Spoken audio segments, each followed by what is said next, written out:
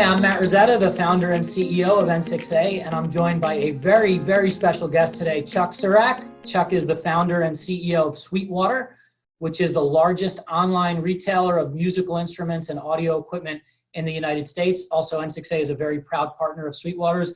Chuck, it's a real treat and a real honor to have you on today. I hope everyone in the Sweetwater family is staying safe and doing well in these challenging times. Hi, Matt. I'm glad to be here. And yes, we are doing fine. It's a new world for sure, but everybody's doing the best they can with it. So today's topic, Chuck, is all about overcoming adversity in business. Who better than you to talk about this? My thought was, before we even get into some questions, just for those of you out there in the audience who don't know Chuck's story is an incredible one. It really inspired me on many levels when I stepped off the flight in Fort Wayne, Indiana, and saw Sweetwater's campus firsthand. It's a story that's inspirational to all entrepreneurs and business leaders. It's a reminder that doing the right thing and putting the customers and employees first is always a winning formula to build something special in your business or your career. And Chuck and Sweetwater have literally built an incredible global brand just from those simple guiding principles. But Chuck, for Sweetwater, it wasn't always a global brand, right? And you founded Sweetwater out of the back of your Volkswagen in 1979, if I have the story right. And, since, Chuck, the theme of today's discussion is all about managing through adversity, why don't we sort of start at the beginning and maybe tell us a little bit about what those early days were like when you were first getting Sweetwater off the ground, out of your van, and how did you survive those early days? Sure. And it was 1979, a little over 41 years ago now. And I started very humbly in my VW bus.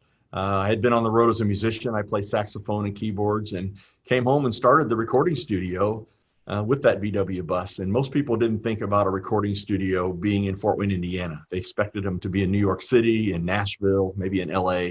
And if there was some adversity in the early days, it was people not really believing in what I believed in and what I thought could be done out of Fort Wayne.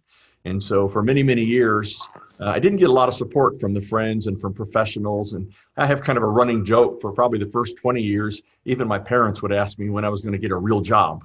They don't ask me that anymore, of course. But, it started humbly. And so I would take that VW bus alongside the church or the school or the nightclub, and I'd run 100 feet or 200 feet of microphone cables into the building, and I would mic up the band, the choir, the preacher, whatever it was. And then I would take those recordings from my VW bus to my very humble 12 by 55 mobile home. And that's where I would edit them and record them. You fast forward, more than 40 years later, and it's hard to believe that we're one of the largest in the world at what we do, the largest in the United States. We have 1,800 employees here, nearly 900,000 square feet of building around us, and continuing to grow at pretty amazing rates. And in 41 years, there's been some adversity, but I've been very fortunate. I grew up as a Boy Scout. And a Boy Scout learns to be trustworthy, loyal, helpful, friendly, courteous, kind, obedient, cheerful, thrifty, clean, brave, and reverent. Just amazing principles to live by personally, but also great principles to live by professionally. And you learn as a Boy Scout to always be prepared. And I've added to that through the years, as you mentioned, to always do the right thing, to treat others like you'd want to be treated yourself. And I just believe that failure is not an option. There is always, always a way. And that's how I've always handled any sort of adversity that we've had to get through. I love that, Chuck. So Chuck, you mentioned your parents earlier, who now I guess finally are convinced you have a real job. Who were some of the people who helped you overcome adversity back in the early days when you were in the van? And, we all have a support system around us that kind of helps us push over the wall. Who were some of those folks for you?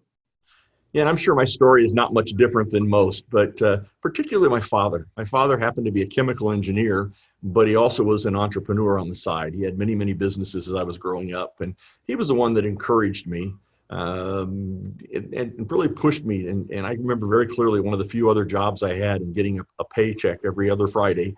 And I was ready to make the leap from there to doing this full time. And he said, if you don't do it, you'll never know. And it was just, he says, the money will be there. Don't do it for the money. Do it because it's the right thing to do. And I'm just so thankful that he gave me that encouragement. And through the years, he did for a long time. And he clearly became one of my best fans. Thanks, Chuck. So Chuck, let's fast forward now to the current environment. You and I were talking offline about how it's, this is unprecedented in many regards. So when we talk about adversity today, there really is no playbook for any of us business leaders, right, to follow. So We're dealing, Chuck, with a particularly challenging environment right now. Can you just give us some general insights on important leadership qualities during times of extreme adversity like many business leaders are facing right now that you would recommend they implement to help them get through this? Again, understanding that these are unprecedented times in many respects. Yeah, and I think the most obvious thing is you have to be there. You just have to provide that leadership. You have to provide that confidence, not in a false sort of way. I mean, these are severe times, but I do have to provide a level of confidence and give people some hope. And I'm there. They're seeing me in our warehouse in our distribution center. I was here yesterday morning at 4:30 in the morning. I went in a little bit later today and working late. And I'm not suggesting that I had to do that, but I think it's the right thing to lead by example. And people want to see that. People want to have confidence right now. It is a scary world. We've never had anything like this in our lifetimes. And it's affected literally everyone around the world, the whole world. That's pretty amazing to think about. And we're looking for any amount of normalcy, any amount of confidence. And that's what I'm trying to provide as leadership, but also being safe and doing all the proper things. Great. Thanks, Chuck. I want to come back to the customers in a second. Before we get there, I've been to your campus and witnessed the incredible Sweetwater experience firsthand. And by the way, for those of you out there who haven't been to Sweetwater's campus in Fort Wayne, I highly recommend it, whether you're a music fan or not. It's just a wonderful case study in innovation and inspiration for employees and for customers of all kinds. So Chuck, my question for you is about the campus. Just since the Sweetwater campus is such an integral part of the Sweetwater experience and the Sweetwater story for your customers and employees, what are some of the things Sweetwater is doing in the current environment during these times of social distancing and such to make sure you maintain that heritage and that tradition despite the challenges we're facing physical presence right now? Yeah, great question. And if you can't come to Fort Wayne, you can't see our campus, I would definitely recommend to go to sweetwater.com. And we've got lots of pictures and videos, and you'll get a little bit of a feel. But if you can come in person, it's always better. To your question specifically, I'm just so thankful about the model that we have. Our model for 40 years has been a one-on-one relationship with our customers. And it's not a typical mail order. We don't wait for the phone to ring. We actually drive our business. 82% of our phone calls are outgoing calls where we talk to our customers. And I will tell you, we were a little bit concerned early on when we thought about how we would address our customers, but it quickly became apparent they wanted to hear from us. We have relationships with them. They appreciated that normalcy, as I talked about earlier. And, we're not calling just to drive business. We're calling to see how they're doing. How are their families doing? How are they doing hunkered down in this just amazing set of times? But I've just been so pleased that the customers appreciate us calling. I've been so pleased that our sales engineers are willing to do it, and they see that they're providing a service more than just selling product. And we've said that for a long time, but boy, to see it in action and to see the relationships that we have, our customers are just absolutely loving the phone calls. And sometimes it's the only calls they're getting. Yeah, well, I was just going to ask you about that, Chuck. Speaking of customers, how are you coaching Sweetwater employees right now in this environment to work with your customers, knowing that so many of them have been impacted in some way by COVID, whether it's directly been impacted, but whether it's by one of their family members been impacted, maybe even their jobs potentially have been impacted. Your customers are just in such a different, state for the most part than they normally are in a typical environment. So how are you coaching employees to work with them right now? I know this will sound a little unusual for a business owner. And again, I'm thankful for our model. For decades, I've always said, again, this is awful for a business guy, but I've always said, I don't really care about the dollars. I want to do the right thing. And if we do the right thing, the money seems to take care of itself. And that's that agenda, that process just still works today. My sales engineers, of course, they want to make sales and all that, but I want them just to make sure they're connecting with our customers, keeping the relationship going. And the good thing is they're empowered to do whatever they need to do. If that's just to say hi and thank you and hope you're doing well, that's great.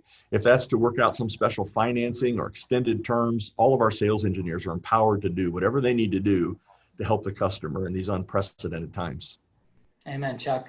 Do the right thing. It's such a simple principle, yet so few businesses follow it the way that Sweetwater follows it. And if we did, the experience in the world would really be a much better place. So I applaud you. You've been a very inspirational figure for me and for our company. And we can't tell you how proud we are to be a part of the ride from behind the scenes.